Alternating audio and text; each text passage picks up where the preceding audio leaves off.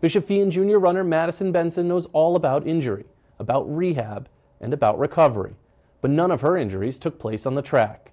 November 10th, 2009, a night her family will never forget, Maddie and several of her friends were in a severe car crash, and Maddie suffered injuries that would keep her in a wheelchair for 3 months. Yet less than a year later, there she was, back running cross country this fall. Her story is nothing short of inspirational. There was no school the next day, so Maddie was out with three of her friends, and she was due back home at 10 o'clock, and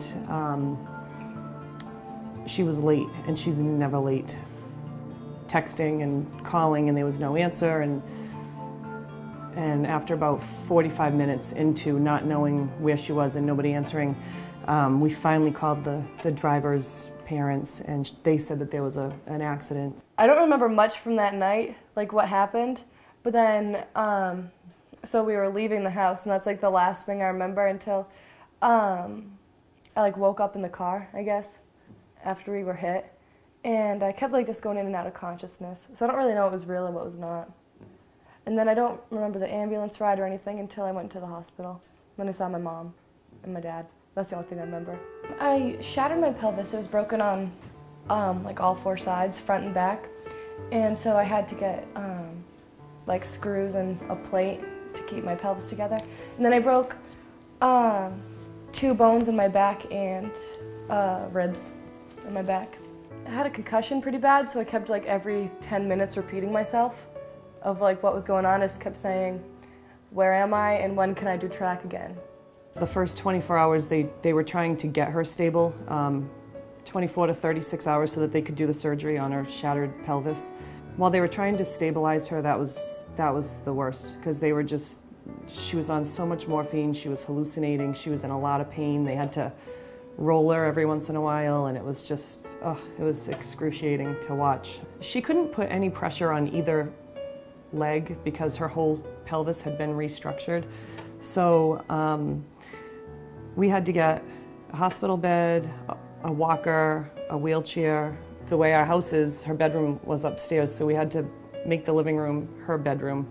She had no privacy for that long. You know, being a teenage girl, I'm sure it was a little bit tough on her. A lot of her friends came to keep her company, so it was, you know, it was nice to see everybody. Everybody did so much for us, so much. It was amazing.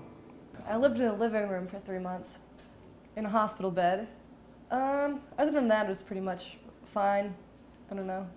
Kind of went by really fast. People always get surprised when I say that, because, I don't know, I just laid on the couch all day.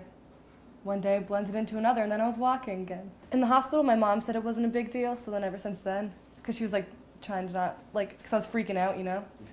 So she was trying to calm me down, and ever since then, I just never thought it was a big deal. It was painful for her to, you know, go through the physical therapy and to walk, like, again, but we both sort of knew it was necessary to get to where she needed to be, so I was just proud of her mostly. I was happy that she wasn't in that wheelchair forever. The first race was just so exciting. I think she came in last or second to last, and everybody was clapping and cheering, and I was crying, and you know, it was like, because it wasn't about the time, it was just, you know, she's back in the uniform and back on the team, and it was really cool. And yesterday was the first varsity meet at Wheaton, so to see her, she did a relay yesterday, and it was sort of the same reaction. It was just so nice to see her. So, you know, being back out there, she was so happy. Could have done better, I think, but I haven't done it since freshman year, so I was happy, I guess, with the outcome. It felt good to be back, because it's the only sport I've ever been good at. I tried cheerleading, softball, basketball, karate, I don't know, and I was never good at anything. And then I was good at track. Through this whole thing, she just didn't really complain that much. You know, occasionally, but it could have been so much worse, and I think that she knows it could have been worse, and I think she was happy, and I was always happy that it was all physical. It wasn't any, you know, mental issue. She was always the same person, just a little bit broken, you know. So she really, like I said, she never complained. We had so much help and so much family, and people did the nicest things for us, so she didn't complain. There was nothing to complain about.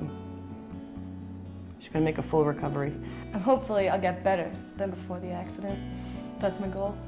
I'm trying to get faster. I don't know. I just had my first meet yesterday, so I don't know how fast I'm going to be. I'm trying really hard, and I get sore easily, but I just push through it. So I'm happy with where I am.